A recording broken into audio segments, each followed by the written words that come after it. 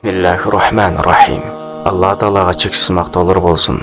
Жана ақырғы пайғамбарымыз Мұхаммад Мұстафа саллаллаху алейхи уассаламға Алланың саламы жана салаваттары болсын. Ассаламу алейкум, урматтуу мусулман бир туугандар. Биз бул улуу инсан тууралуу эмнеден кеп баштасак деп көп ойлонуп жүрдүк.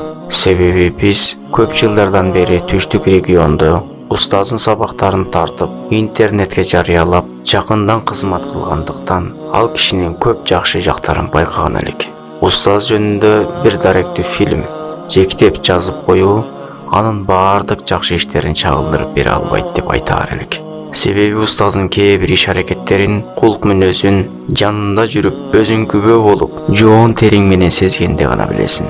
Ал киши өтө акылдуу, көрөгөчтүгү, шайырдыгы, зиректиги жана замандын талабына жараша билимин өркүндөтүп тургандыгы менен башка молдолордон айырмаланып турчу. Кимге кандай жооп берүү керектигин, ким кандай максатта суроо узатып жатканын, кайсы жерде хикмат кылуу, кайсыл жерде ачуу болсо да акыйкатты айтуунун жолун жакшы билчү. Бирок акыйкатты айтууда эч кимден коркпойт эле. Эл эмне дейт деген түшүнүк да жок эле. Устаз суроолорго жооп берүүдө берилип жаткан суроодон анын жообунун тездиги жана жообунун туура экендиги жагынан мазхаб башчыбыз Абу Ханифа рахматуллаху алейхиге да окшоп кетер эле. Устаз жөнөкөй инсан эле. Адамдардын көңүлүн көтөрүп сүйлөчү, суроолордун көбүнө тамашага салуучу жооп берчү. Бирок ал кишинин тамашасы жалган айтууга түрткү кылбайт эле. Кээде биз менен да тамашалашып сөз баштачу. Кээде биздин сөзүбүзгө, айтып берген аңгемелерибизге күлчү. Бир күнү бир мечитте устаз сабак өттү. Сабактан соң устазды чайга чакырышты. Мен да кошо бардым. Арабыздан мен курактуу бир бала элдин арасында кеңири тараган суроону берди. Дамла, биз жака качан барып сабак бересиз деди. Силер ушул жерден канча алыста турасыңар деди. Тиги бала 13-14 километр чамасы бар деди. Дамла жакын эле экен го дегенде унчукпай калды. Кийин мен айттым: "О таксырым, биз намаздарды казыр кылып кое турган алыска аралыктан унчукпай эле келип сабагын угуп кетип жатабыз го. Силер кандай жакын туруп келе албайсыңар? 14 километр жакын эле го. Жөрмөлөсөңөр деле келип каласыңар го" десем, устаз өзүн баса албай кыйлага чейин күлгөн эсимде. Устаз силердин түшүңөргө киргенде эле биздин да түшүбүзгө көп кирчү. Бир күнү устаз: "Сизди түшүмдө үйдө конок болуп жүргөнүңүздү көп көрөм" десем, "Тоюңа чакырсам барам" деген эле. Арадан убакыт өтүп үйлөнүү убагы келгенде жолдун алыстыгына карабай, келинчегиме көбүбүздүн никебизди кыюу үчүн алтындай убактысын коротуп, никебизге күбө болуп, ак батасын берип кеткен эле. Устаз Орто Азия элдеринин махабатына татыган инсан эле. Куран жана сүннөткө колдон келишинче амал кылган жана өзү амал кылган нерсеге башкаларды чакырган инсан эле. Чубак устаздын түндүк регионунда таза кыргызча, түштүк региондо өзбек калкы да болгондуктан, аларга да түшүнүктүү болсун үчүн өзбекче да аралаштырып сүйлөп койгонунан устаздын сүннөткө амал кылганын байкачумун. Себеби пайгамбар саллаллаху алейхи вассалам да алыстан коноктор келгенде болушунча ошолордун тилинде сүйлөгөнгө аракет кылган. Устаз байлык топтоого, бир бизнестин башын кармап, ошол менен алектенүүгө, заңгыраган үйдө жашоого кызыкпайт эле. Экинчи жеңебизге үйлөнгөндө бир мусулман бир тууганыбыз: "Дамла, сизге 2 этаж кылып чырайлуу үй салып беребиз буйруса" деди. "Жок, мен карапайым элдерде эле жашагым келет" деди. Мен убакыттан пайдаланып, хадиске шарх алуу үчүн пайгамбарыбыздын адамдын бактылуулугу төртөөндө, ошонун бирөөсү кенен үй деген эмес беле дедим. Устаз: "Аялың, бала чакаң менен батып жашаган үй кенен үй" деди. Машалла, кандай сонун жана жөнөкөй тил менен түшүндүрдү. Устаздан Алла ыраазы болсун. Устаз мен жана мен сыяктуу карапайым элдин көйгөйлүү маселелерин чечип гана койбостон, багытын да көрсөтүп берип кетти. Убактысын илим үчүн, дин үчүн, эл үчүн жумшады. Эми мынтип тынч алып, бейпил жашоого узап кетти. Устаз өткөндөн кийин, адашпасам 1 айдан кийин атасынын үйүнөн кабар алдык. Абалын сурап, устаздын кабырын зыярат кылуу үчүн уруксат сурадык.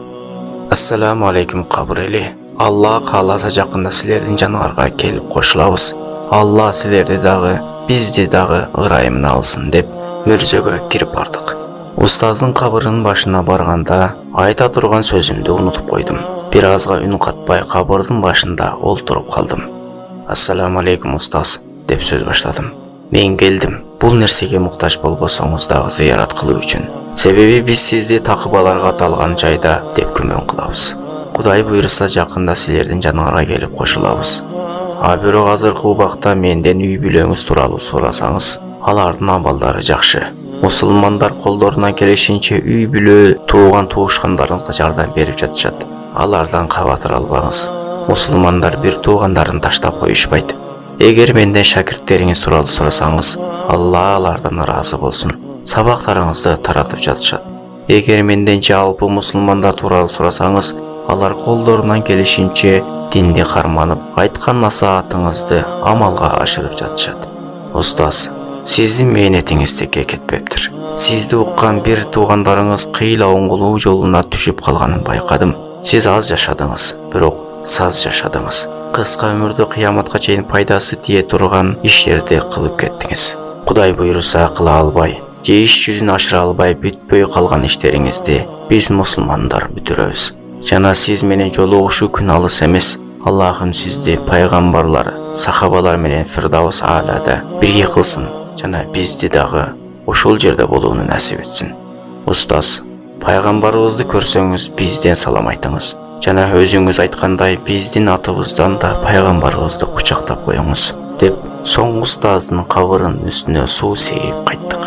Себеби кабыр ээлерине сүйлөө жана үстүнө суу себүү сүннөт.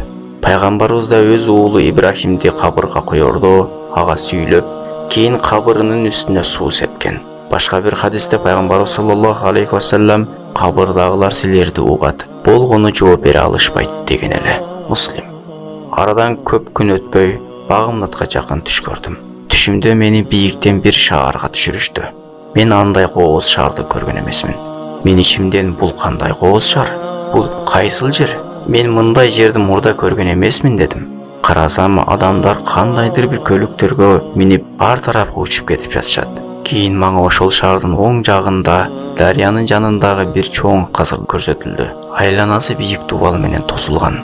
Ичи бак дарактарга толуу. Бышып турган кудум лимон сыяктуу сапсары мөмөлөрдү көрдүм.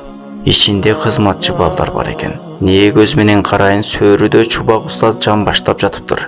Мен жерге түшүп устаз менен учурашайын деп канданып калган элем, бир аял менен сүйлөшүп жатканын уктум. Бул аял жердеги аялдарынан эмес экенин билдим. Ордунда токтоп, устазды ыңгай сабалга салбайын деп артка кайтып жатып, устаз аялына бүгүн кеч болуп калды, эртең баралы деп аялы менен кандайдыр бир жактарга барууну сүйлөшүп жатканы кулагыма угулду. Менден адамдар бул чубак ажынын үйүбү деп сурап жатышты. Мен ооба деп жооп берип жаттым. Эртеси күнү чубак устаз чырайлуу кийинген абалда мени менен жолукту. Мен: "Ассаламу алейкум устаз. Мен сизге белек алып келдим." "Кандай белек экен ал?" "Кабатыр албаңыз. Ал сизге жагат" деп колумда чырайлуу токулган, ичинде бир нерсеси бар түйүнчөктү бердим. Устаз көрүп, жактырганынан жылмая түштү. Бирок ичинде эмне бар экенин мен билбедим. Ойгонуп кеттим.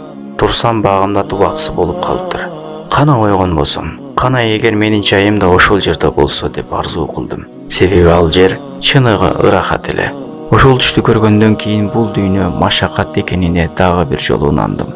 Устаз бизден башка көптөгөн мусулмандардын түшүнө кирген.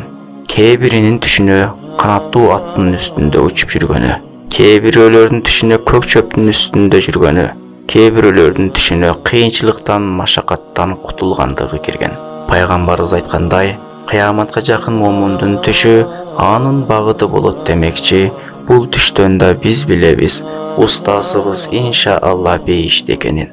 Алла устазыбыздын даражасын көтөрсүн.